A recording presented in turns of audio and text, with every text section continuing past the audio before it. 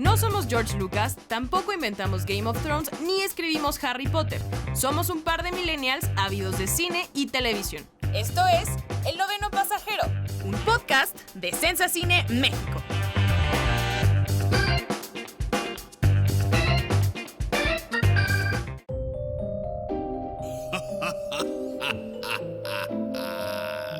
Happy Halloween.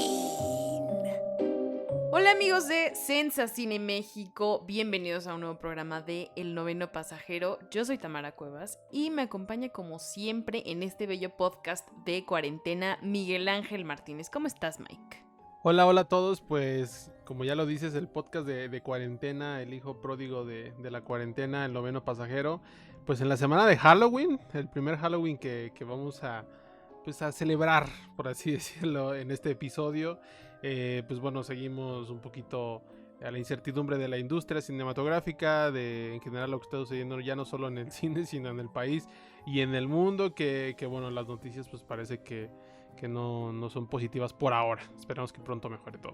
Sí, la verdadera historia de este Halloween, Día de Muertos, es que probablemente regresemos a semáforo rojo, amigos. Esa es la verdadera historia de horror. Y con esto damos paso a nuestro querido memorándum COVID-19 que hemos hecho durante las últimas semanas, para que ustedes estén al tanto de los estrenos que sí van, los que no van, los que se atrasan indefinidamente y demás. Entonces, ¿quisieras comenzar tú el memorándum de esta semana, Miguel Ángel?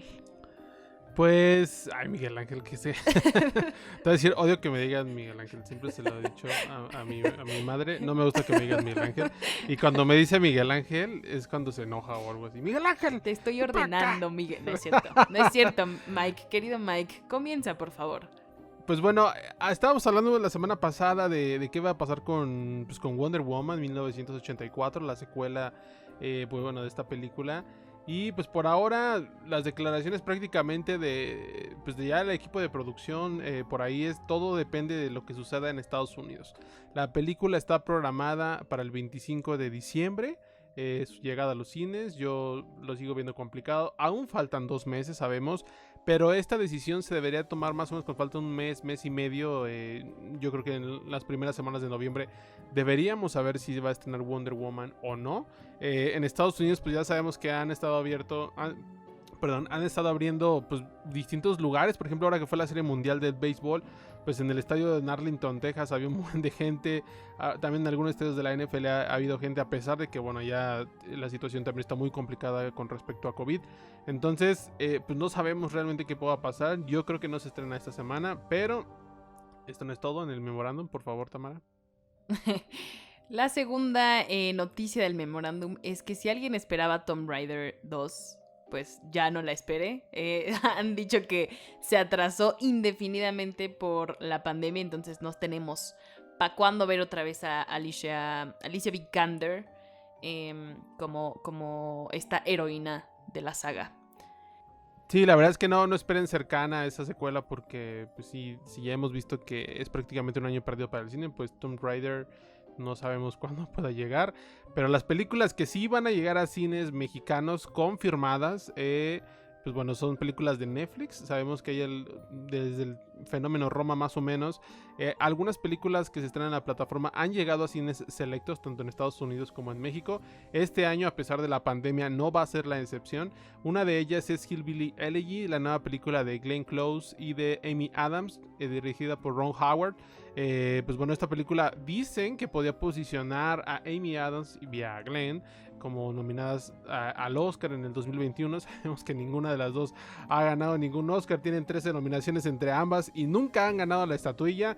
Entonces, a partir del 13 de noviembre van a poder encontrar estas películas, bueno, esta película primero, en cines mexicanos independientes. No las busquen en Cinépolis, no las busquen en Cinemex, porque ahí no las van a encontrar. Váyanse a la Cineteca o en estos circuitos independientes que hay en el país. Otra, la gran película que nosotros esperamos y que próximamente pues bueno, esperamos tener la oportunidad de hablar de ella, es Mank, el nuevo trabajo de David Fincher, Don David Fincher, en El Noveno Pasajero, por favor. Bueno, esta película va a llegar el 20 de noviembre a cines otra vez selectos en México. Y pues bueno, esta película va a ser hasta el 4 de diciembre en Netflix, pero a partir del 20 de noviembre se podrá ver en cines mexicanos, reducido también, por supuesto, su exhibición. Yo creo que la Cineteca Nacional va a ser uno de estos lugares donde estas dos películas van a formar parte de su cartelera. Y dadas las cualidades de una película como Mank, pues a mí sí me gustaría verla en una pantalla grande, ¿no? Pero bueno, ya sabemos que están todos los riesgos y demás. Si alguien decide ir a verlas, pues bueno, en Sensacine vamos a estar publicando también, pues bueno, los horarios, las ciudades y demás. Toda la información que podamos darles al respecto de estas películas las van a encontrar por ahí. Exacto. Esa fue la primera noticia buena de este memorándum. Y la segunda increíble noticia de toda esta cuarentena y de este memorándum es que todas las películas de Harry Potter estarán en HBO Go a partir del 7 de noviembre. Y no, amigos, no es un comercial, simplemente Miguel Ángel, no es cierto, Mike y yo estamos bastante emocionados por ver de nuevo Harry Potter. Ahora sí que, o sea, poder hacer el maratón completo, porque en Netflix no estaban completas las películas, estaban regadas en plataformas y ahora sí podremos hacer el maratón que siempre quisimos. Fíjate que yo he querido ver otra vez la 4. Bueno, la 3 y la 4. La 3 es como muy querida por todos, que es la de Cuarón. Para mí la 4 es mi favorita, la del Cáliz de obvio, Fuego. es increíble. Es la mejor. Bueno, para mí es la mejor. Entonces, sí, pues está hecho para hacerte el maratón en esos días, ¿no? Qué felicidad, ya falta cada vez menos. Pero ok, ese es el pequeño memorándum de esta semana porque tenemos un increíble programa bastante especial para Miguel Ángel y para mí, así que vamos a lo que nos compete.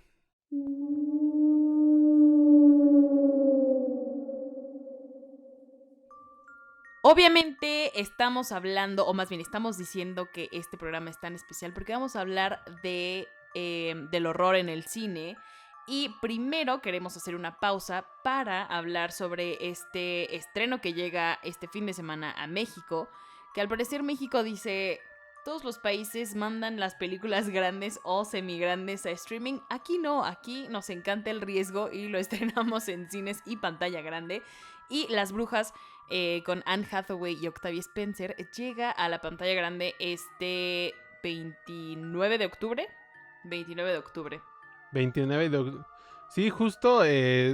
Mira, más que estrenarlas, luego son como las casualidades, me parece, o ciertas circunstancias, porque, pues bueno, Las Brujas se estrenó en HBO Max, esa plataforma de esta empresa de HBO en Estados Unidos, hace 7 días, bueno, el 22 de octubre, ¿no? Entonces, pues bueno, llega a México una semana después. Aquí no hay HBO Max, aquí hay HBO Go, que bueno, si la hubieran lanzado en HBO Go, yo creo que hubiera sido una mejor forma de verla, no sé, o sea, como impulsar esas plataformas, etcétera, que sabemos que bueno, necesitan luego ahí mucho apoyo. Pero llega por fin esta película que, mira, es producida por nada más y nada menos que Guillermo del Toro y Alfonso Cuarón, ¿no? O sea, esta película en cuanto se anunció, pues como que creó muchísima expectativa. Se había retrasado indefinidamente, hay que situarlo un poquito en el contexto de qué es esta película. Se había dicho que iba a estrenar me parece el 7 de octubre de este año. Sabemos lo que pasó con el retraso de los estrenos. Después se dijo que ya no tenía fecha. Y de repente, hace un mes, casi 3 semanas, revivió de la nada. Un viernes salió el póster, al día siguiente salió el tráiler y todo el mundo explotó. Obviamente llegaron los comentarios de todo tipo, que no es lo mismo de la del 1990, que esta no me asusta, que esto, que lo otro. Pero bueno, la película por fin va a llegar a salas de cine. Y ahora sí, Tamara, pues nos arrancamos. ¿Qué te pareció esta versión? Es que ¿por dónde empezar? ¿Por dónde empezar? Porque yo no vi el tráiler gracias a todos los comentarios con odio en Twitter que vi cuando salió el tráiler y dije, ¿para qué lo veo? ¿Para qué me amargo? Yo sí, o sea, sí la quiero porque es nostalgia, porque me recuerda cuando estaba niña y porque estos tiempos vamos a volver a ver una película que ya sabemos cómo termina, que tiene un... Que está bonita, pues, con la que creciste. Y de repente entro a esto y digo, bueno, ¿qué está pasando? Aparte era Robert Zemeckis, o sea, a lo mejor y no es como de no, el director que cambió el cine, no sé qué, o sea, no, pero sabemos que tiene cosas que ha hecho bien y que nos gusta. Entonces dije, ok, y luego le agregamos a Alfonso Cuarón y Guillermo del Toro y dije, pues claro que va a quedar muy bien. La vi y qué desastre, qué desastre. Siento que se me pasó así que parpadeé y se acabó la película. O sea, fue como, ¿Qué pasó ya, aquí? aquí y este niño, ajá, y se le muere el papá y la mamá y no sé qué y bla, bla, bla, y las brujas y ya.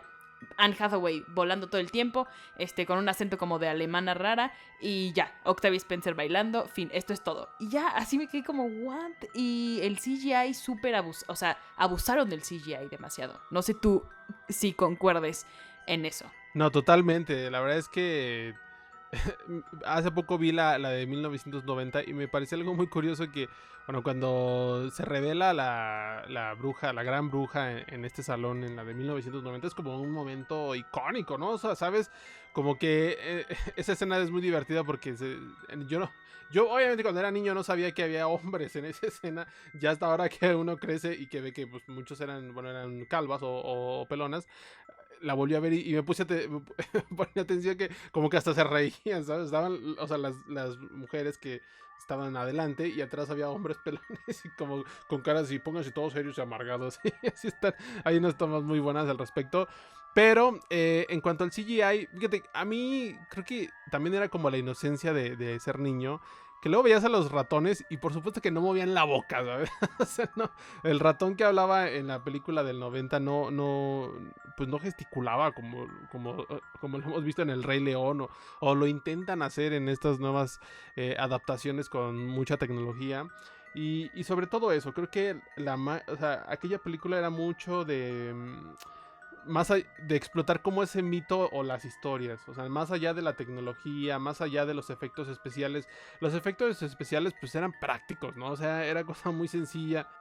Sí, pero eran prostéticos increíbles. O sea, veías a la gran bruja y decías, eso no me va a dejar dormir. Además, no sé tú si te acuerdas de lo mismo, porque ahorita que hablabas de estas brujas en el salón, tengo súper presente, no he vuelto a ver la película completa, he visto un buen de clips para armar todo esto, vi un buen de clips y antes de eso yo estaba platicando contigo y te decía, es que me acuerdo mucho de estos primeros planos a las caras de las brujas y que se reían y que se les salía como cosas de la calva, o sea, como que había, y era corte, corte y corte, y veías a una diferente bruja y a la gran bruja de repente, y siento que todo, como que esa cinta dijo, sí es para niños, pero los vamos a traumar toda la vida, y esta fue como, sí es para niños, pero es más bonita, hay que hacerla más graciosa, más, no sé, ¿sabes? Como que le bajaron el nivel.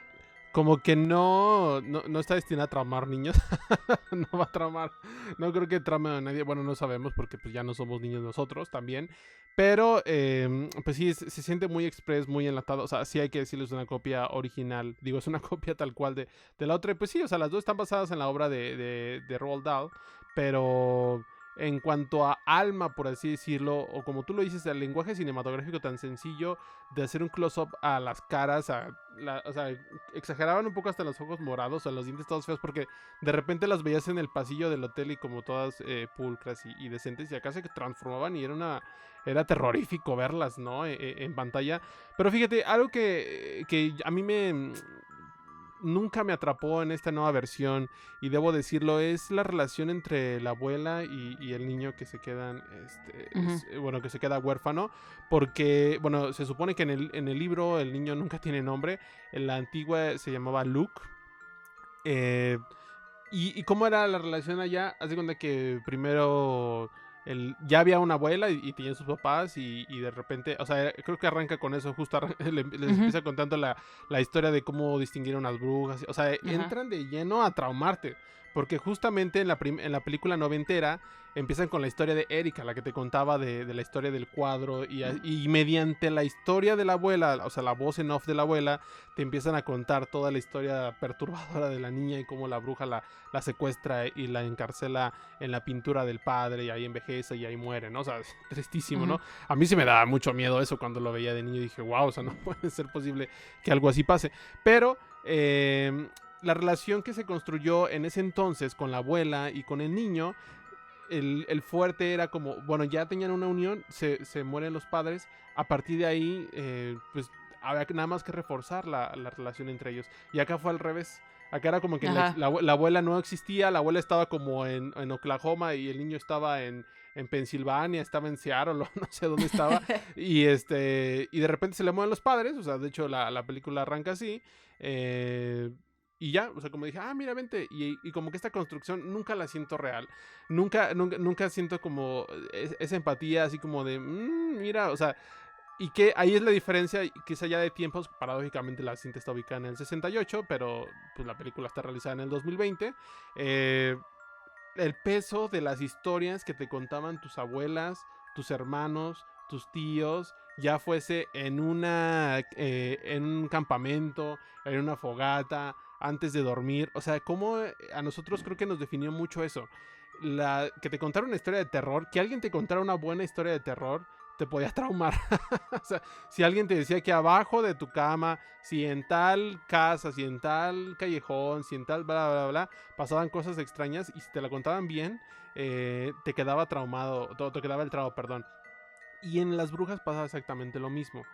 La manera en la que te cuentan la historia, nada más en ese extracto de Erika creo que puedo simplificar todo, y cómo te cuentan la misma historia en esta versión, que las dos niñas, que la gallina, que Anne Hathaway, que esto y lo otro, me parece totalmente como plástico, como sin alma, ¿sabes? O sea, allá te lo estaban describiendo así con detalles, o sea, te los podías imaginar, o sea, te daba así cuando te decían, las brujas no tienen dedos, son cuadrados, o sea, como que, ay, te daba como el Grinch, como de imaginarte, ¿sabes? Que no tienen manos, que tienen así garras, o sea, te describían como una descripción tan detallada, tan minimalista, tan cercana, que sí te daba cosa de verla. Y después me acuerdo que se mudan y te sale una bruja, le sale una bruja al niño y le da la serpiente. Que bueno, esa es una escena que también retratan de recrear para acá, pero creo que sobre todo eso. Más allá de un claro abuso del CGI y una falta de conexión, de empatía, y que por momentos parece una broma la película, como una mala broma, yo me quedo mucho con eso. O sea, nosotros fuimos una generación que nos marca mucho las historias de terror, como la parte oral, y la película de ese entonces lo hacía perfecto. Y acá, pues no hay nada de eso. Ay, pero Octavia Spencer bailando, ¿qué te pasa? O sea, obviamente yo me enamoré de Octavia Spencer ahí bailando para que su nieta estuviera feliz, pero yo creo que eso es porque está atacando a cosas personales mías, de que yo me llevo muy bien con mi abuela y mi abuela sí es así conmigo y súper cariñosa. O sea, siento que hacia eso iba dirigido esa secuencia de la película, pues, pero sí coincido en que la hicieron muy infantil. La otra a lo mejor sí era para niños, según, entre comillas, porque después de que creces ves estos detalles, por ejemplo lo de Erika, que yo no lo había pensado cuando yo la vi. O sea, dije, ok, la niña está en un cuadro, pero nunca me puse a pensar, oye, se quedó atrapada ahí, ya se murió ahí en la pintura, Tamara. O sea, no pensaba en eso. Siento que la primera película sí fue así, vamos a traumar a los niños por siempre.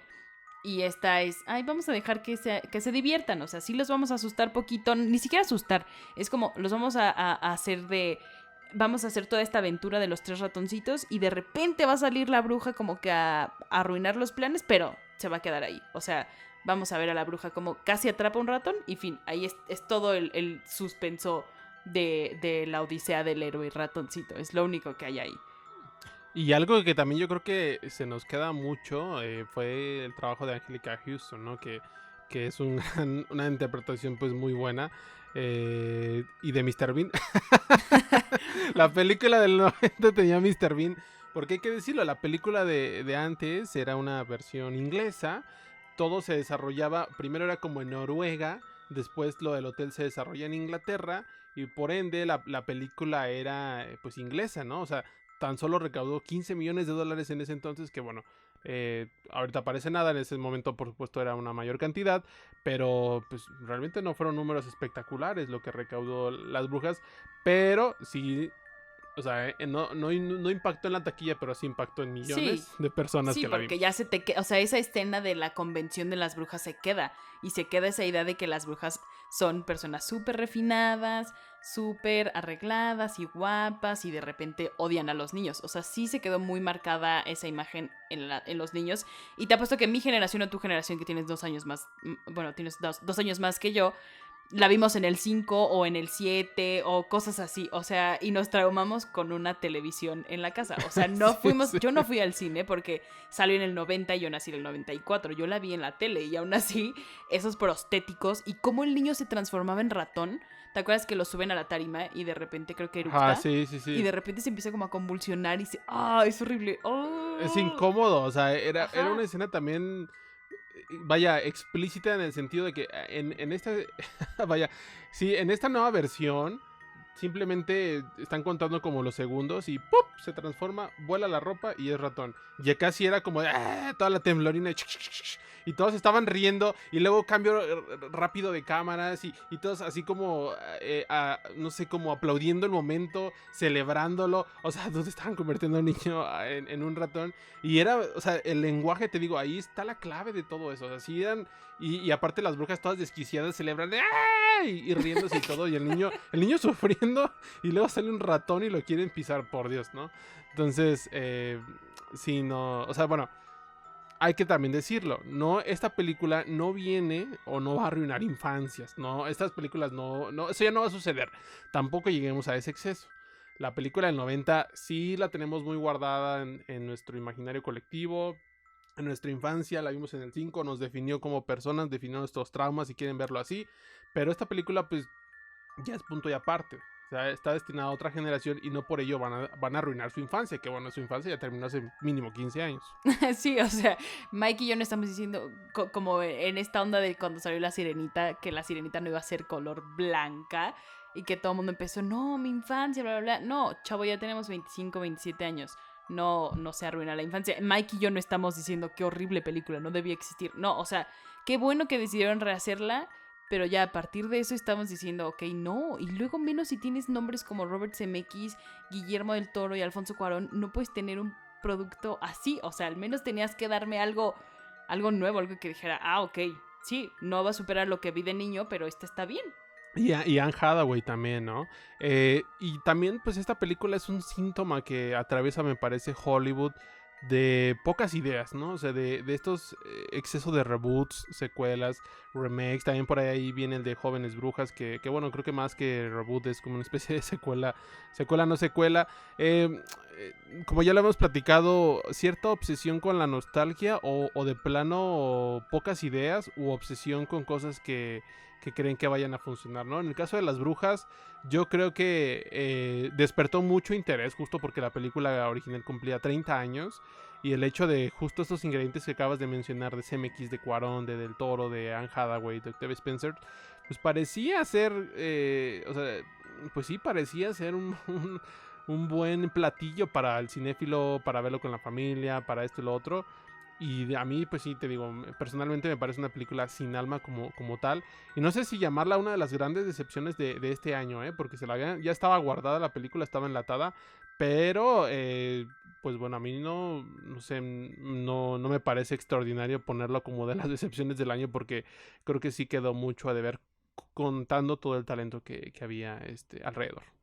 Sí, se quedó tibia y aquí es donde vamos a hacer el linkeo al siguiente tema a partir de Las Brujas, porque justo pensamos nosotros que este nuevo acercamiento a las brujas iba a traer algo, porque justo el terror de estos años, ya lo vimos en El Hombre Invisible, es, ok, vamos a retomar una historia muy vieja que hicimos, que fue un éxito, bla, bla, bla, y le vamos a dar como otro sentido, va a ser una alegoría de algo que sea un miedo permanente en este año, que sea un miedo un poco más profundo.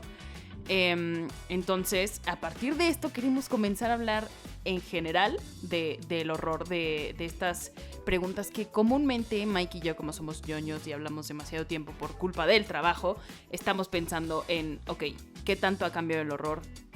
¿Cuál es el horror que se está viviendo en estos momentos? Obviamente el terror que había o los miedos que tenía la sociedad o la humanidad antes de la pandemia eran totalmente diferentes a los que estamos viviendo ahorita. O sea, ahorita ya sabemos que el miedo, por lo menos el más natural que se nos viene a todos los humanos a partir de este momento, es contraer coronavirus y es estar expuesto, estar con gente, volver a abrazar gente, demás. Entonces hay que entender también que el horror, no sé si tú estés de acuerdo, es un reflejo de la sociedad y ha evolucionado junto con los humanos. Antes veíamos en el cine a los monstruos de Universal y veíamos a la gente temiendo una bomba atómica, la radiación, o sea, ha ido evolucionando. Y siento que estos últimos años han sido pues míos más profundos, más psicológicos, que tienen que ver incluso a veces con la política o el contexto político de un director a la hora de hacer la película o de escribirla. Y no sé tú si estés de acuerdo con ese primer punto. Sí, justamente ha tenido una evolución interesante, ¿no? Porque de repente el horror o el terror estaba muy relacionado pues a eventos sobrenaturales, ¿no? O sea, creo que más en México, y creo que el ejemplo claro está en cómo nombran a una película relacionada con algún acontecimiento sobrenatural o vaya, extraordinario. Por ejemplo, a una película que se llama Up le tienen que poner El Juego del Miedo, o La Noche del Demonio, o El Regreso del Demonio, o La Venganza del Demonio Blanco, del Demonio Rojo. Cosas de ese estilo. Por supuesto, en México pues hay una afinidad importante hacia la religión y eso tiene que ver mucho en cuanto a estas decisiones. Pero, pues como tú mencionas, pues el terror ya no solamente es eso. O sea, ya no solamente es ver a una niña que le da la vuelta la cabeza porque está en un exorcismo. Ya no solamente es ver a un tipo con una máscara y un cuchillo. Ya no es solamente ver a un dude que desaparece en tus pesadillas y trae cierta ropa característica. O sea, ya ha evolucionado de una forma interesante, que también el mismo terror comercial o este cine ha ido primero como que evolucionando de una buena manera, pero también ha caído en otros vicios que ya los vamos a mencionar más adelante. Pero creo que es un momento interesante, ya no solo en el cine, sino en la misma televisión. Hemos tenido durante los últimos años algunas producciones que, bueno, han llamado nuestra atención, y no solo la nuestra, sino la de mucha gente, que han hecho o han tomado estos temas y los han envuelto en una historia muy bien construida y han generado pues atmósferas maravillosas, ¿no? Sí, concuerdo con todo lo que has dicho. Muchas gracias por co-hostear este podcast. No es cierto, pero yo quisiera empezar hablando, mi siguiente participación pues va a ser sobre estas películas que yo recuerdo mucho más porque era un poco más chica, que me traumaron un poco más y que tenían o había como cierta moda, cierta cosita que decías, ok, esta fue la semilla que me está dando esta nueva película 10 años más tarde. Pues es un homenaje a estas películas. Y yo quería empezar hablando de La Bruja de Blair. Hablando con La Bruja de Blair, iba a decir. Ajá, sí. Hablando de La Bruja de Blair, que fue como este movimiento, pues, estas películas que tenían súper bajo presupuesto, que era found footage, así de unos tipos se perdieron y encontramos este material y lo que sigue a continuación los va a traumar de por vida. Entonces era todo este trip de verlos en el bosque con la cámara y corriendo y el moco y bla bla bla. Eran películas súper básicas, pero como que fue un wow, no sabíamos que esto existía, y taquillazo éxito en la taquilla. Y después de eso mutó a Actividad Paranormal. O sea, siento que Actividad Paranormal es el hijo de La Bruja de Blair. No sé si esté exagerando, pero es más o menos lo mismo. O sea, Jason Blum fue un dude visionario que hizo una película con 3 pesos y resultó ser un éxito nuevamente en taquilla, que nos ha dado un buen de películas y que cada vez están peor. Yo nunca fui muy fan de Actividad Paranormal, déjame decírtelo, pero pues sí, ahí en el terror o en estos momentos, como les llaman, el jump scare, cuando algo te sorprende en pantalla, pues empezaba a dominar, me parece, en el lenguaje que utilizaron este tipo de películas, que a veces también las mismas personas solo iban porque pues, sabían que se iban a asustar, ¿sabes? O sea, a veces la misma recomendación se reducía a ver, ¿asusta o no asusta? ¿Asusta? Ah, bueno, échame 3 boletos. O porque me acuerdo que yo llegué a estar formado en alguna taquilla y sí le preguntaban al chavo de la taquilla, oye, ¿y esta me asusta o no? Dice, pues 2, 3, a ver, pues échamela, a ver, vamos a ver si es cierto que me asusta, ¿no? Sí, claro, o sea, nos encanta ese estrés, esa incertidumbre de en qué momento me van a espantar, o cuando creo que me van a espantar, que ya estoy preparado, pues resulta que ahí no era y están jugando conmigo. O sea, como que esa experiencia personal, pero también al mismo tiempo colectiva, nos ha hecho o nos hacía adictos hasta cierto tipo de películas, pero que también esa fórmula de Actividad Paranormal pues caducó, ¿no? O sea, yo recuerdo también mucho esta corretiza de Rec, ¿te acuerdas de esta española? Uy, o sea, sí, la no. era traumante, pero básicamente... Que estoy flipando, tío. Sí, era una corredera en todo el edificio que medía como 200 metros, o tenía como 500 pisos, pero sí era como de ir arriba y abajo, y que los bomberos, y que nos están hablando, y que se están convirtiendo en zombies, y de aquí para allá, y el gritadero, y al final pues nadie salía vivo. Pero justo este mismo formato, o incluso por ahí El Aro, ¿no? El Aro sí creo que fue unas películas parteaguas para ciertas personas, y que todo partió también, ¿no? De esta película, bueno, estas VHS que te encontrabas y que tenías 7 días para hacer esto y lo otro y demás, ¿no? Pero sí, coincido completamente con Jason, que bueno, él pues encontró esa formulita y a partir de ahí pues construyó un imperio. Sí, el imperio llamado Blumhouse, que ya tiene el deal con Amazon y que llegaron 4 películas a Amazon recientemente, que igual pueden o no ser las grandes películas, pero la gente la va a ver porque tiene el sello de Blumhouse y se ha convertido, con que aparezca Blumhouse, así el simbolito de Blumhouse, decimos, ok, puede que sí sea un fiasco o puede que sea una gran película de horror comercial, porque tampoco estamos hablando de que nos van a dar Babadook, que es como, o The Witch, que es un terror un poquito más psicológico, más de construir atmósferas y demás. Pero quería detenerme en Blumhouse y James Wan, Claro. porque necesitamos hablar del Conjuro 1, que sí fue una cosa que reunía al horror comercial con el horror bien hecho. O sea, no necesariamente era jumpscare, sí habían unos cuantos, pero estaba muy bien construida y muy bien actuada y bien escrita. Que ya venía también por ahí James con Insidious, que ya había hecho por ahí algunas cosillas con esas películas muy interesantes también. O sea, sí creo que no fue una obra de la casualidad lo que sucedió con El Conjuro. Por supuesto es una película parteaguas para nosotros, creo que para ti, que eres muy fan de esta misma franquicia, ¿no? Pero fíjate, yo recuerdo mucho o sea, te digo, como experiencia colectiva cuando fui a ver El Conjuro al cine. Era un gritadero, o sea, sí era como de todo mundo. O sea, esa película se hizo súper famosa por el famoso boca en boca, ¿no? O sea, sí, se recomendaba y se recomendaba y se recomendaba. Me tocó verle en una sala llena, por Dios, y el gritadero era... O sea, había chicas que escuchaba que le decían al novio, pues ya no quiero ver, ya no quiero asustarme. A mí en algún momento, pues sí me asustaba, y sí dije, caray, pues a ver qué está pasando, ¿no? Pero en algún momento ya hasta me daba risa de escuchar lo que decían las demás personas, porque sí era, o sea, sí te puedo decir que había gente que la estaba pasando muy mal con todo lo que estábamos viendo. Pero sin duda El Conjuro abrió una especie de, pues sí, un camino muy especial para películas de este corte, perdón. Para el propio James Wan, por supuesto, en su carrera con Warner y Patrick Wilson y demás, que terminó pues en un universo cinematográfico, ¿no? Que ahorita tiene ya una barbaridad de películas que ya van por su tercera parte del Conjuro y que bueno, pero que también han estrenado cosas lamentables. Sí, horrible, pero yo estoy bastante emocionada por El Conjuro 3.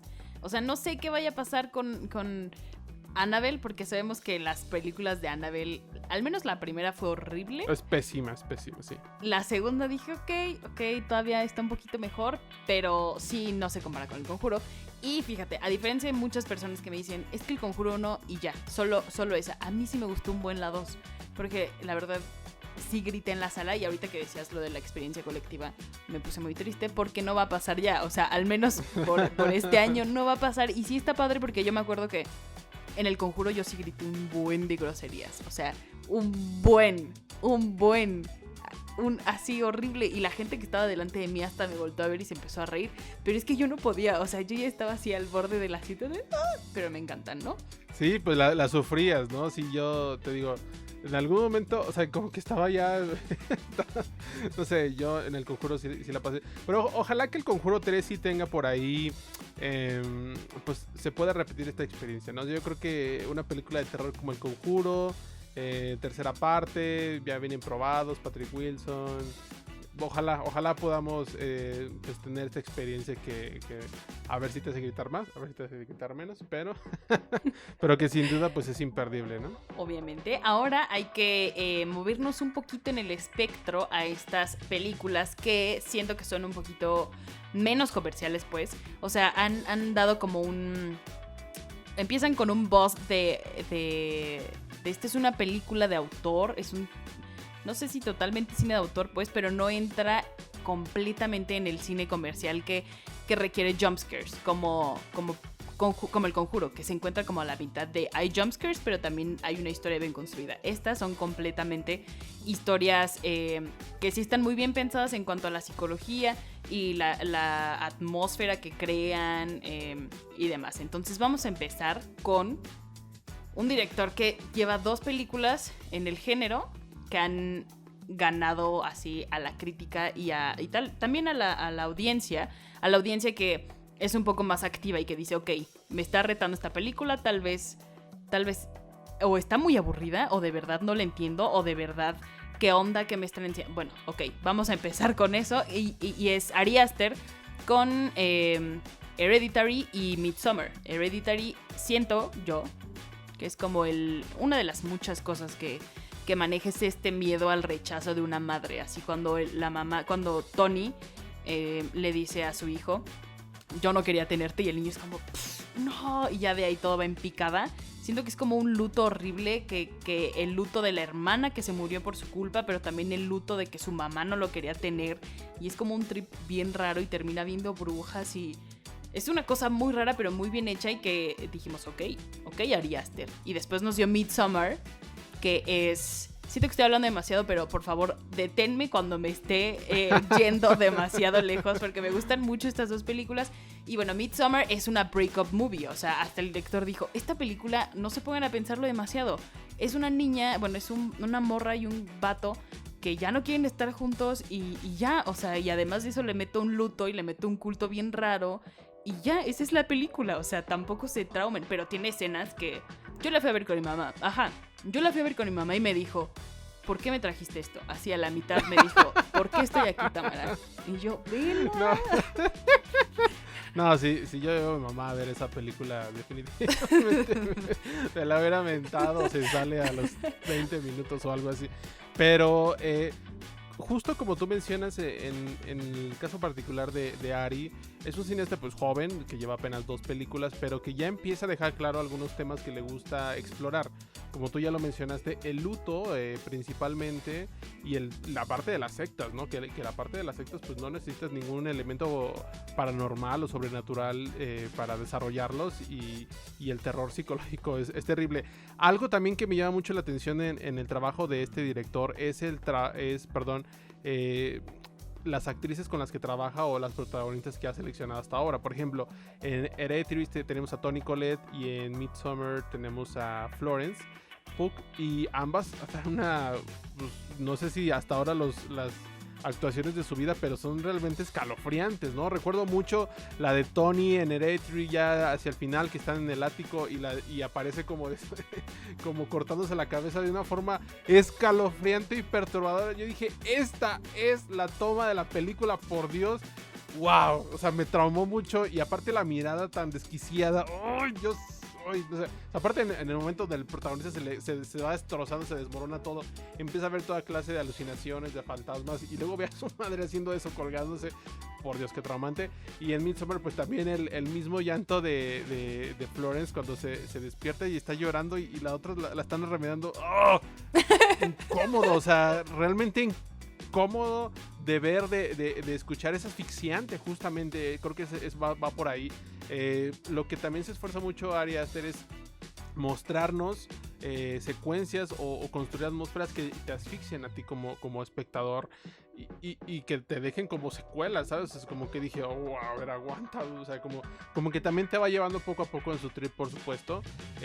Todo empieza muy bien, que las vacaciones a Suecia, que es amigo de la universidad, que que lo otro, y de repente te va a involucrar en una pesadilla pues horrible, ¿no? Y sí, que no termina bien para nadie. Sí, tiene estas escenas que justo como dices tú, la de Florence Pugh, donde está llorando y las demás le imitan, que dices, ¿estoy sobreanalizando esta escena o de verdad significa todo lo que yo estoy pensando que significa? No entiendo, pero es maravilloso todo lo que hace Ari Aster en esa película.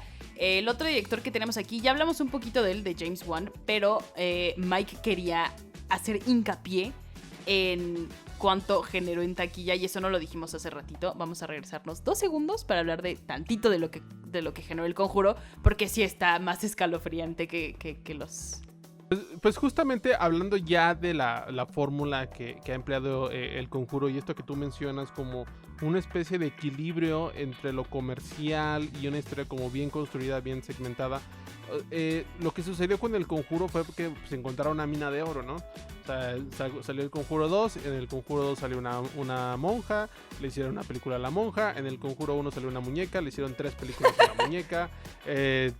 Se encontraron ahí que La Llorona también causaba medio morbo, entonces vamos a hacer una película de La Llorona, y fueron construyendo así un universo cinematográfico basado en El Conjuro, que prácticamente la calidad pues está ausente, ¿no? O sea, creo que y algo que también habíamos mencionado es que estas películas luego cuestan muy poco. En el caso de La Llorona, que fue la última que yo recuerdo que estuvo horrible también, que ya entramos hasta cosas de apropiación cultural y demás. Fue una película que costó $9 millones. $9 millones, o sea, es nada, y recaudó $123 millones. ¿Cuánto costó Tenet? ¿Cuánto recaudó? Ahí vamos a hacer una comparación de quién es más rentable y quién no es más rentable. Y creo que los números van a hablar por sí solos, ¿no? Entonces, definitivamente yo encuentro un desgaste en esta parte del Conjuro. Yo personalmente no espero algo, o sea, no estoy esperando El Conjuro 3, es que tú digas, wow, la estoy esperando. No, si sale está bien, si no, pues, también. La voy a ver, por supuesto, en su momento. Pero no es como que, o sea, como tú ya lo has dicho, prefiero ver la próxima película de Ari Aster a ver la próxima película del Conjuro. O sea, si tú me pones como, ¿qué prefieres ver, esto o esto?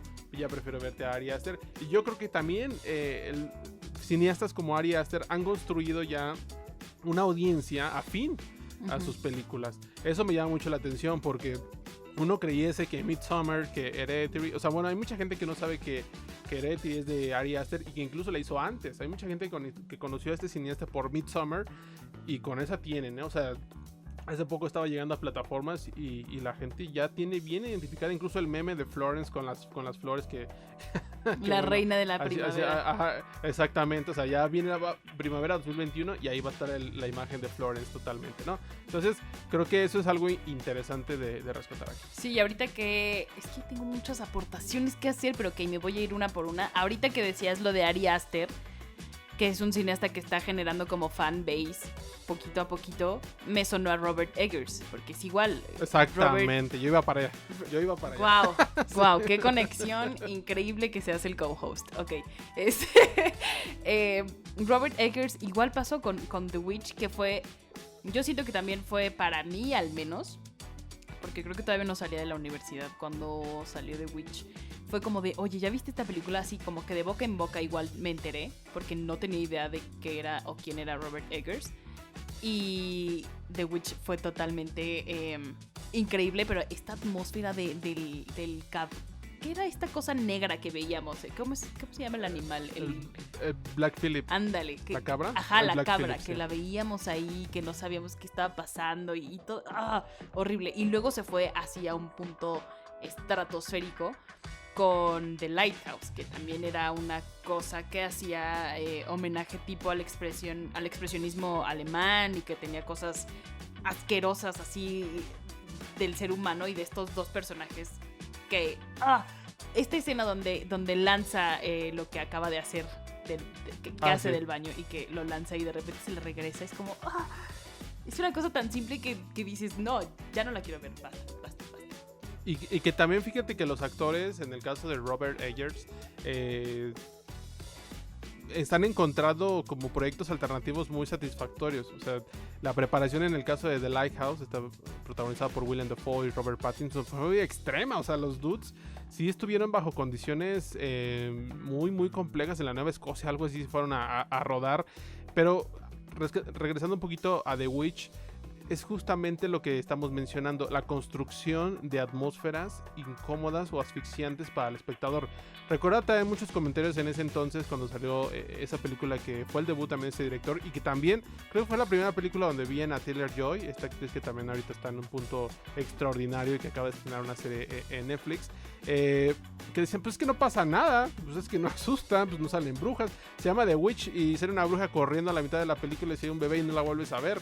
Pero justamente lo que mencionamos acá es la paranoia del humano, o sea, el terror está en el humano. Por supuesto está ahí un elemento omnipresente que es testigo de todo y que deja ser y no ser y que permea como toda la granja en este sentido. Pero la paranoia del humano, de la familia súper religiosa y la hermana que era virgen y demás y todo lo otro, lo que desata es una cosa espeluznante, ¿no? O sea, ese comportamiento humano, hasta dónde puede llegar. Y bueno, ya al final es una cosa maravillosa. Sí, pero qué hermoso aquelarre. Se va a otro nivel, por supuesto, Robert. Y a partir de ahí, por supuesto, te digo, llega ese interés, llega The Lighthouse, ya viene su próxima película, y al menos a nivel personal, tanto Ari Aster como Robert son dos cineastas a los que yo ya está por inercia les sigo la pista, ¿no? A ver qué están haciendo, a ver a quién van a reclutar ahora en sus películas, ahora qué me van a mostrar, a ver ahora cómo me van a traumar y todo esto, ¿no? O sea, creo que como ya lo mencionas, ya hay una audiencia que está esperando pues este tipo de trabajos.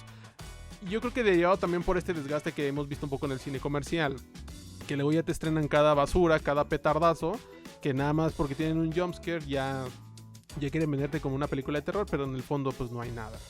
Sí, y ahorita voy a retomar esta idea que tú aportaste de la paranoia en estas películas, para hablar pues de estas... de las atmósferas, pero también empezar a entrarle un poquito más al contexto social y político de ciertas películas, ¿no? La paranoia fue un miedo brutal en la época de la guerra, de la bomba nuclear y de la Guerra Fría y demás, ¿no? La paranoia en sí. Y siento que ahorita se está yendo por otros lados. Por ejemplo, retomemos a Leigh Whannell con El Hombre Invisible, que es súper amigo de James Wan. Hicieron Insidious y no me acuerdo qué otra película de James Wan la escribieron juntos. Por fin le dan su primera dirección en el cine, pues está comandado, o bueno, apoyado por Blumhouse, por supuesto, porque querían revivir esta saga de los monstruos de Universal, y nos da El Hombre Invisible. Entonces cuando anunciaron esto dijimos, ok, ya vimos El Hombre Invisible, la super vieja, y vimos un buen de remakes, que es lo nuevo que hay, ¿no? Entonces El Hombre Invisible de este año, que siento que fue hace 3 años, porque fue cuando todavía podíamos salir, nos dio como una alegoría del acoso, del movimiento Me Too, del gaslighting. O sea, sí fue una cosa de suspenso que te provocaba un poco de terror, pero terror como de que sentías, ok, así se debe de sentir que alguien te acose, así se debe de sentir que no te crea nadie, que esto está pasando. Las víctimas sienten esto cuando dicen, este güey me tocó, pero no hay más testigos, solo yo, y no estoy loca, ¿sabes? O sea, como que era una alegoría muy fuerte. Estoy diciendo que el terror que estamos viendo en estos años está yendo más hacia movimientos como este tipo, a cosas sociales, cosas políticas. Otro ejemplo de esto es Jordan Peele con Get Out, que fue esta película de género que ganó un Oscar por mejor guión original. Sí fue guión original, ¿no? Sí, guión original. Y era el terror desde el punto de vista de un afroamericano. Peele había declarado que quería hacer una película donde estuvieran retratados los miedos diarios de alguien que experimenta, iba a decir experiencia, que experimenta racismo en carne propia, pues. Y él en una entrevista, la verdad no recuerdo muy bien en qué medio lo leí, pero él decía que recordaba que su película le recordaba mucho a estas películas como El bebé de Rosemary, que hablaban sobre el miedo que tenía una mujer a estar como en el centro de un círculo que estaba conformado por hombres y que te tiraban de loca por cualquier cosa y que decían que estás imaginando cosas, el gaslighting, como ahora se le llama, pero que al final era una película de terror con alegoría una alegoría a cómo se vivía, pues, cómo vivía esta mujer, cómo era ver a través de los ojos de esta mujer rodeada de hombres que le decían loca. Eso fue lo que declaró Jordan Peele, y creo que es una cosa que Get Out es una cosa increíble. O sea, sí es de esas películas que tiene el espectador que ser activo. no puedes estar esperando como de, el jumpscare, ok, ¿dónde me va a salir? O sea, no, sí va a haber uno que otro, pero no es totalmente eso. Y que justo también hablando del jumpscare y fórmulas quizá un poco viejas, pues el slasher, ¿no? El slasher es algo importante, bueno, pues es un subgénero, así le llaman algunos. ¿Qué es el slasher? Pues cuando tenemos a un asesino con un arma punzocortante o un arma que puede ser desde una sierra, puede ser una espada, un cuchillo, una pistola, lo que sea.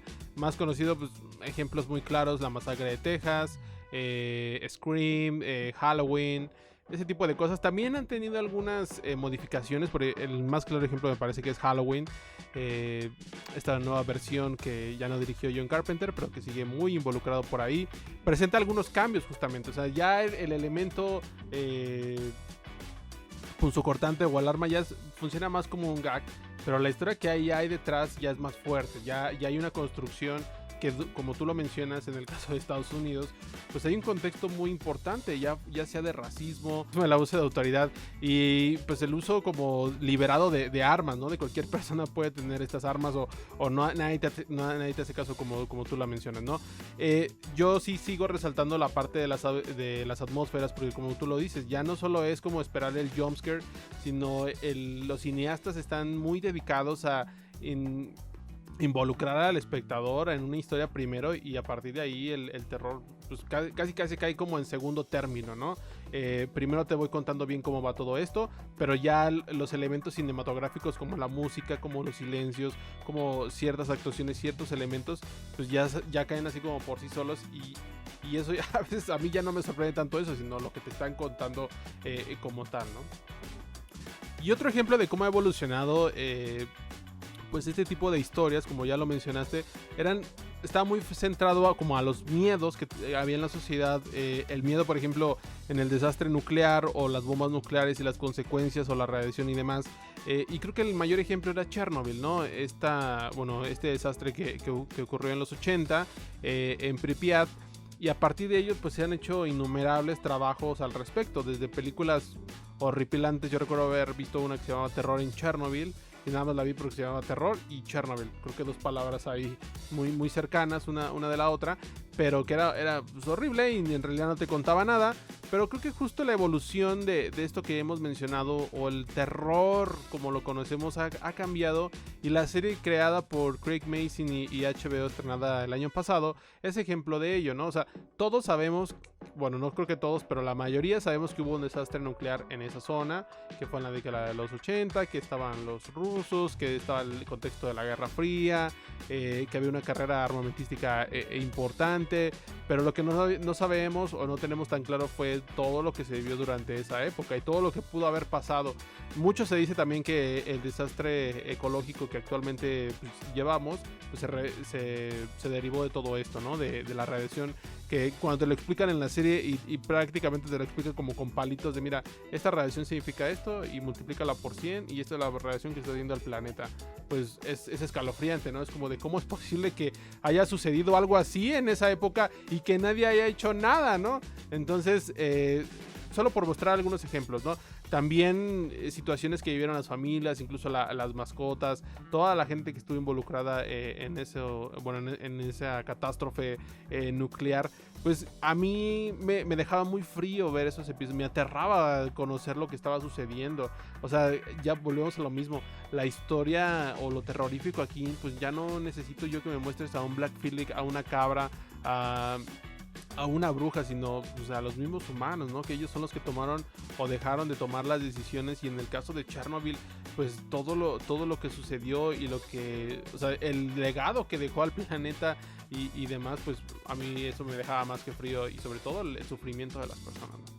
Sí, antes de hacer mi comentario sobre Chernobyl, no quiero dejar a los oyentes con la duda, y la entrevista donde Jordan Peele habla sobre Get Out, para que vean que no me la estoy inventando, está en Forbes. Ahí dice cómo es que El bebé de Rosemary inspiró mucho del terror que hace. Pero bueno, sí, pasando a Chernobyl, estoy totalmente de acuerdo contigo, porque estas producciones te dicen, ok, el terror real, el horror real está en las cosas que hacen los seres humanos. No está en el fantasmita que se te va a aparecer en el minuto 23 del Conjuro. O sea, este es el horror verdadero. una cosa que se puede ocultar a nivel mundial. Ese es el verdadero horror, y las mentiras y bla bla bla. Entonces siento que esa es una gran serie. No sé qué más aportar a ese increíble comentario que tú hiciste sobre cómo evolucionó el terror. Este programa, este episodio principalmente solo se trató de decir que tenemos una gran conexión como co-hosts de Noveno Pasajero, y ya, de eso se trató. Pero bueno, en conclusión, sí, el terror ha evolucionado de muchísimas maneras. Los miedos que teníamos antes, o bueno, que tenían antes nuestros abuelos, bisabuelos, tatarabuelos, no eran los mismos que tenemos ahorita. Ahorita le tenemos miedo a las enfermedades mentales, por supuesto. O sea, hay películas incluso que hablan sobre eso, que a través del terror te están diciendo cómo es un ataque de ansiedad, bla, bla, bla. Creo que va por un buen camino, al menos como con los directores que están surgiendo poco a poco. Vemos que el terror está teniendo como un segundo aire, pues, por así decirlo. Y cosa que es bastante interesante, me parece. Igual sigo esperando el Conjuro 3. O sea, ¿por qué me voy a decidir entre Ari Aster o el Conjuro? Es como Hannah Montana, lo mejor de los dos mundos, Mike. Sí, no lo separes.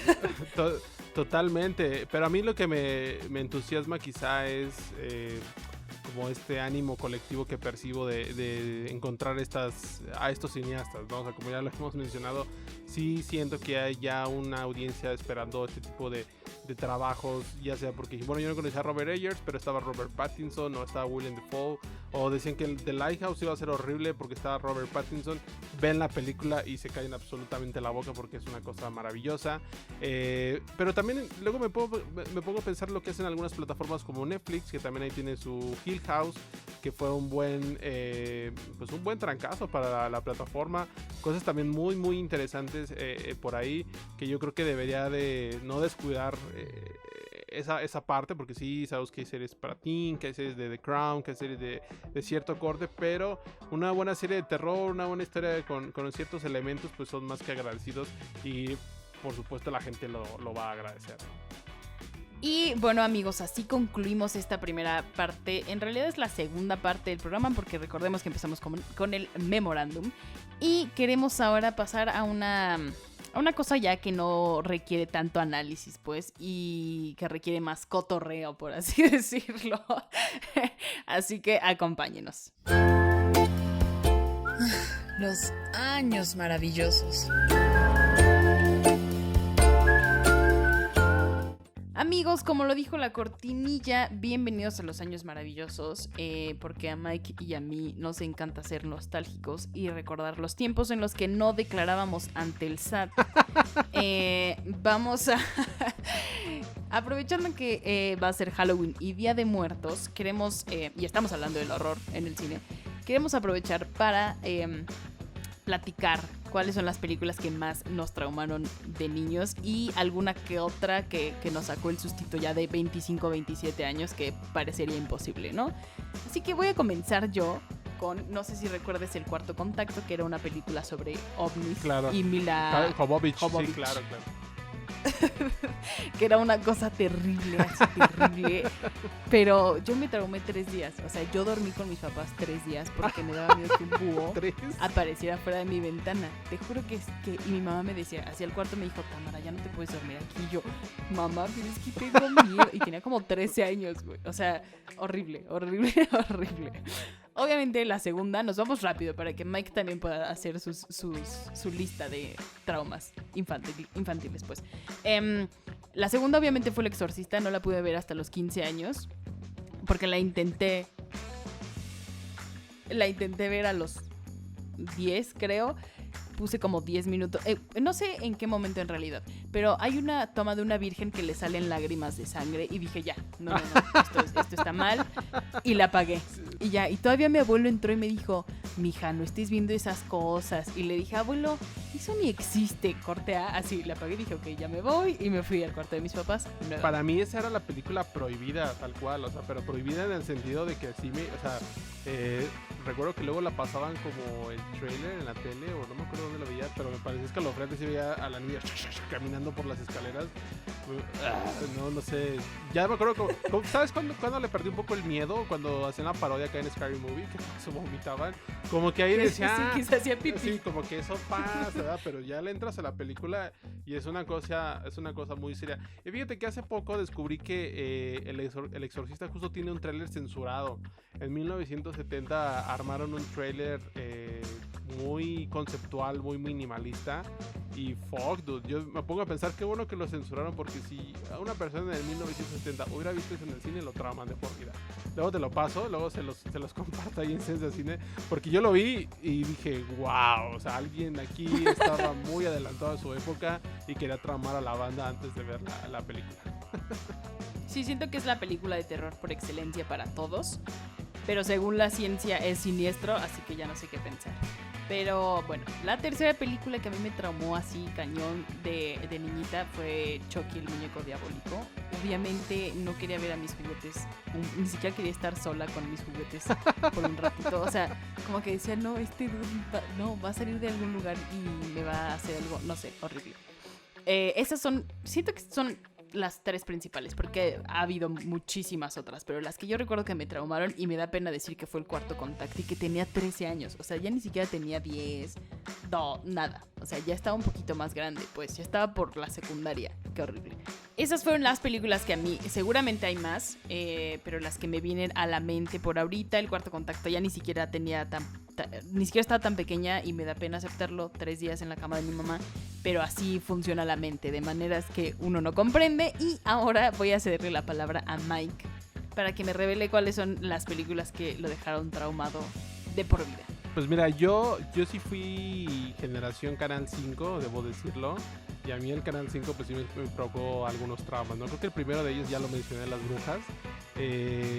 Recuerdo mucho que esta película la pasaban los sábados en la tarde-noche, y ahí me tenías viendo la historia. Me provocaba nervios, pero la seguía viendo, ¿sabes? O sea, principalmente la historia de Erika, y cuando se revelaba la gran bruja, dije, ¡ay, Dios! Y cuando convierten en ratón a la gran bruja, es asqueroso, pero hasta el mismo ratón me daba como mucho asco, no sé, me daba como mucha ansiedad, porque como que a veces sentía como que yo podía ser el niño Luke, y dije, fuck, o sea, yo creo que, no sé, como que me identificaba mucho con ese personaje, recuerdo, y me causaba un poco como de ansiedad, como de intimidad, porque me acuerdo que la película empezaba como muy bonito, o sea, estaban unos créditos en la nieve, así como con una música bien feliz, o sea, muy padre, y con letras así, verdes, bruja, y decía como Angélica Houston en Las Brujas, o sea, como que parecía otra película. Recuerdo mucho la primera vez que la vi, y ya después pues, obviamente era un trauma total.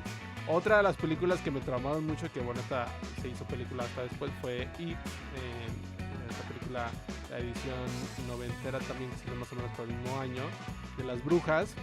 Y pues Pennywise, ¿no? Pennywise. Yo me acuerdo mucho que la pasaban los viernes de la noche, y ahí me tenías a mí desvelándome viendo a Pennywise, pero me traumaba mucho. Había varias escenas que me traumaban mucho. La primera era, obviamente, la de Georgie, era como el pobre niño. La de las regaderas, sí, horrible, cuando se bañaba y que se le movían, y luego que se abría la alcantarilla tal cual. Y luego también cuando volteaban como a la... bueno, la de la fotografía también, que estaban viendo la fotografía, y venía este vato así como haciendo acrobacias. Ajá. Y se les acercaba y dice, ¡hola! Y dice, oh, fuck, dude, sí, no. Sí, como varias, o sea, recuerdo un poco bueno, ahorita solo eso de It, pero sí fue un trama general. Y ¿sabes qué también sucedía en tanto estas dos películas? El doblaje por ejemplo, de Las Brujas era fenomenal.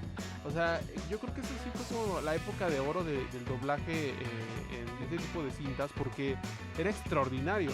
O sea, estaba escuchando hace poco la de Las Brujas, la noventera, y era maravilloso. O sea, el timing con el que te cuentan la historia, describen a las brujas, o sea, es de abuelita, como tú dices, ¿no? O sea, sí, es como si te lo estuviera contando tu abuelita.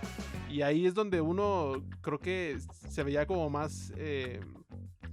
no sé, como se identificaba más con eso, se veía más cercana a la historia de que luego se paraba una bruja en un pirul y que se ve un pirul había una bruja, o sea, como ese tipo de mitos urbanos, a mí eso me causaba mucho, pero sí, o sea, It la vi en español obviamente en su momento y pues sí, causó ciertos traumas y la volví a ver como hasta, yo creo que 10 años después que me la encontré en internet y ahorita ya la pueden pasar más veces, ¿no? Pero otra película que también me traumó mucho, que bien es que esto ya era para adultos y creo que la vi muy pronto, la de Jeepers Creepers, era el regreso, bueno, el demonio, el regreso Neta, del demonio. no sé de qué hablas, no. ¿Esa no te acuerdas? Es que no sé, en español no se llama Jeepers Creepers, se llama, es que la uno se acuerda, se llama El Demonio, A ver, la voy a la 2 buscar. se llama el Jeepers regreso del Creepers. demonio, el regreso del demonio se llama en la 2. Pero se trataba de un demonio que salía a cacería cada 20 primaveras, 21 primaveras, una cosa así, y pues, se comía humanos. Entonces, Neta, no me acuerdo. Estoy viéndola, o sea, la búsqueda en Google y no tengo idea de cuál es. Nunca la vi, pero sé que sale Justin Long, que es como el actor que más ubico de aquí. Pero te juro que nunca la he visto. Nunca. sí, no, o sea, creo que la 2 era cuando estaban con un autobús. Iba así el autobús como de chavos, la carretera se poncha una llanta, pero la llanta era como un arma así toda filosa que le había aventado este dude del demonio. Entonces los deja atorados y se los empieza a comer. Así, pero ahí cuando le llegan a hacer como los close-ups y todo demás. Pero vi esta foto, o sea, bien parece cañón. el dude de X-Men, el villano de Oscar Isaac, ¿te acuerdas? Sí. O sea, se ve horrible este demonio, Mike. ¿Por qué te daba Pero lo mantenían muy, muy escondido. O sea, creo que había cierta decepción cuando ya te lo mostraban a cuadro. Pero siempre solo le mostraban los ojos o veía su espalda o la sombra o cosas así. Y yo creo que el mayor trauma, creo que ya fue más hacia infancia, adolescencia.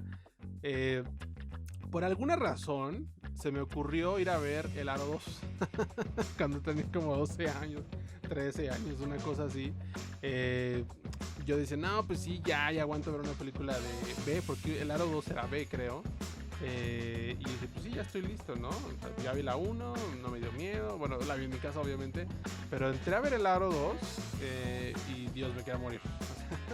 Te voy a decir qué fue lo que sucedió. Aguanté 15 minutos, creo, de la película. No pude más y me salí y me cambié de sala y me metí a ver robots. ¡Guau! Sí, no, o sea, sí, no me acuerdo si fui solo o qué pasó, pero sí me traumó mucho esa película en su momento.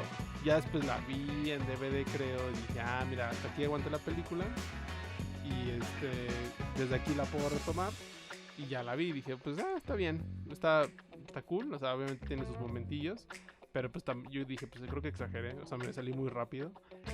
Y pues nada, creo que esa fue la película que más trauma. Ya mencioné por ahí El Conjuro, que la pasé bien, pero pues tampoco fue como de, me traumó. Pero creo que sí. Sí, o sea, no me traumó, pero sí fue de las últimas que me asustaron. Que recuerdas. Ajá, esa y Host también, que es una cosa horrible, puede ser. O sea, me pueden decir, es horrible, Tamara. Es una película que se hizo, si no saben, los pongo en contexto, es una película que se hizo durante la cuarentena a través de Zoom. Y se trata de eso, de que entra una cosa rara a la llamada de Zoom. Están con una medium y de repente cazan un espíritu y todo sale mal. Pero sí fue el último jump scare que yo me acuerdo de haber visto en una película. Fue el último de este año, pues estuvo tan mal. Pero sí, coincido totalmente en Pennywise, pero me encanta Pennywise. En El Aro también, yo la renté, yo no la fui a ver al cine, la renté en Blockbuster, ¿ok? Porque esto no es el rincón de la nostalgia si no menciono a Blockbuster. La renté en Blockbuster, mi papá me dijo, ¿estás segura? Y yo tenía como 9 años. Y le dije, sí, papá, no pasa nada. Me la puso, te juro que yo sentí que vi un buen de película, como tú. Así que neta, vi un buen y que fue interminable. Se te hacía eterno, sí. Ajá. Sí. Y me quedé como a los 10 minutos, así cuando abres el closet y está la niña ahí toda seca, ahí me quedé, dije, no, ya me voy, papá. Y me quité, y la quitaron y me dijo, te dije que no le ibas a aguantar, pero según yo, ya tengo 9, papá. Pero sí, pero sí coincido en esas películas. Y bueno, amigos, así llegamos al final de otro programa en cuarentena del Noveno Pasajero. Nos da mucho gusto que nos hayan acompañado. Ojalá puedan escribirnos ustedes al Twitter de Sensacine o que es Sensacine MX o a nuestros twitters personales. Siento que soné como señora, el Twitter. Para decirnos cuáles son las películas que a ustedes también los traumaron horrible y que no pudieron dormir en las noches, o como yo, durmieron 3 días con sus papás hasta que se les pasó el susto. Muchas gracias por acompañarnos en otro programa. En serio, estamos muy felices de que nos escriban cada programa para decirnos lo que les gustó o lo que no les gustó. No sé tú, Mike, ¿qué quieras agregar? Estoy dando mucho amor a los escuchas. No sé tú qué quieras agregar. Pues sí, la verdad es que creo que todos tenemos ahí alguna experiencia relacionada con alguna película de terror ahora que estamos en el Halloween. Estará muy padre que nos la compartieran. Sabemos que todos tenemos, a lo mejor fue una película mucho más inocente y que el Cuarto Contacto. pero siempre te puede traumar algo muy distinto, ¿no? O sea, cada quien, por supuesto, tiene sus experiencias personales, pero pues sí, compártanos ahí en las redes sociales de Sensacine, que estamos ya en TikTok, en Instagram, en YouTube, en todos lados, por ahí nos pueden decir.